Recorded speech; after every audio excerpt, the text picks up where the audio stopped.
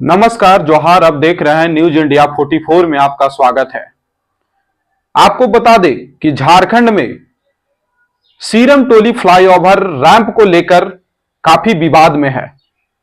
और आपको पता होगा कि झारखंड में जो सीरम टोली सरना स्थल है, जो केंद्रीय सरना स्थल के नाम से जाना जाता है, जो आदिवासियों के लिए सबसे बड़ी आस्था के रूप में माना जाता है, और लोग वहां सरहुल हो कई त्योहारों में वहां लोग हजारों की संख्या में, यानी कि लाखों की संख्या में वहां भीड़ उमड़ती है।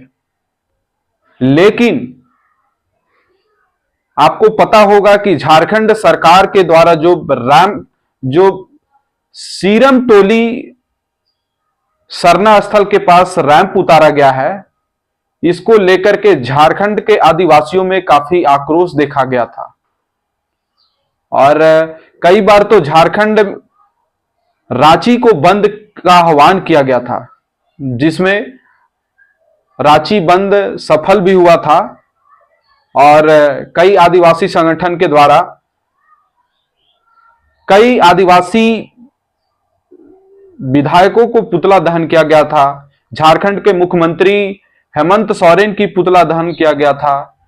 तो ऐसे तमाम जो आदिवासी संगठन है वह पूरी तरह आक्रोश देखने को मिला था। लेकिन झारखंड सरकार इस पर कोई अभी तक वार्तालाप या कोई अभी तक बातचीत संभव नहीं हो पाया है। और फ्लाईओवर रैंप अभी पूरी तरह से बन करके तैयार हो गया है। अब कुछ ही शेष दिन बाकी है कि वह उद्घाटन होने में का समय आएगा। तो आज अनुसूचित जनजाति आयोग के सदस्य जो आशा लकड़ा है, वह सीरम टोली फ्लाईओवर जो वहां सरना स्थल है, आज उन्होंने वहां पहुंची और वहां उन्होंने जायजा लिया। और वहां देखा गया कि कितना फीट, कितना लंबाई है, कितना चौड़ाई है, और जो नियमानुसार रैंप का निर्माण हुआ है या नहीं हुआ है, इसको लेकर के वहां आयोग ने अपना पूछताछ के लिए अपना कहा है। देखना होगा कि झारखंड सरकार इस पर आखिर में क्या एक्शन लेती है कि आदिवासियों में जो आक्रोश है वह पूरी तरह से मिट पाती है नहीं। क्योंकि झारखंड सरकार के खिलाफ आदिवासी समाज कई संगठन है, जो राजनीतिक दल कहे या कई संगठन कहे, तो उसमें आक्रोश देखने को मिला था। फिलहाल में देखे होंगे कि चंबरा लिंडा जो मंत्री हैं झारखंड के, उनका आवास घेरा गया, कई ऐसे विधायक का आवास घेरा गया। तो इस तरह की आदिवासियों में आक्रोश देखने को मिल रहा था। लेकिन अभी तक झारखंड सरकार कोई एक्शन नहीं ली है। लेकिन आगे देखना होगा कि जो आयोग आई है इसमें, इस मामले को लेकर जो इसमें आयोग कूदी है इसमें, तो क्या देखना होगा कि झारखंड सरकार इस क्या एक्शन लेती है, आयोग इस पर क्या एक्शन लेती है। मैम, खासतौर से अगर बात की जाए तो स्थल का निरीक्षण किया। अब राज्य सरकार जो राज्य में आंदोलन का केंद्र तक पहुंच चुका है, आप लोग भी इसमें क्या कुछ लगता है आगे किस तरह से? विगत दिनों राष्ट्रीय अनुसूचित जनजाति आयोग को रांची के चड्डी सरना समिति और केंद्रीय सरना समिति ने शिकायत दर्ज की।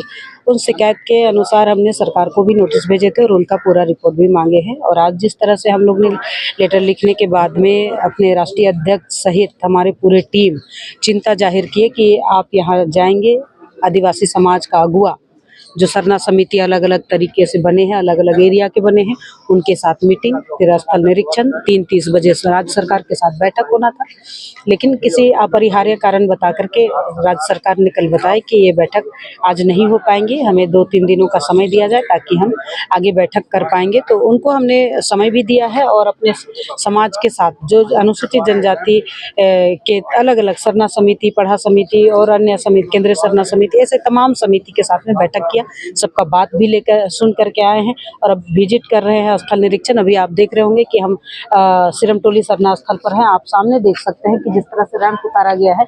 तो आज हम थोड़ी संख्या में हमारे पूरा सरना समिति के लोग हमारे साथ आए हैं, वो घुसने में उनको दिक्कत हो रही है। जब हमारा सरहुल का प्रोसेशन चलता है तो लाखों की संख्या में आती है, उनका वाद, नृत्य, गायन, शोभा यात्रा में अलग अलग तरीके से डिजाइन करके लोग लेकर झांकियाँ आती है, वो सब आने में बहुत दिक्कतें आएंगी।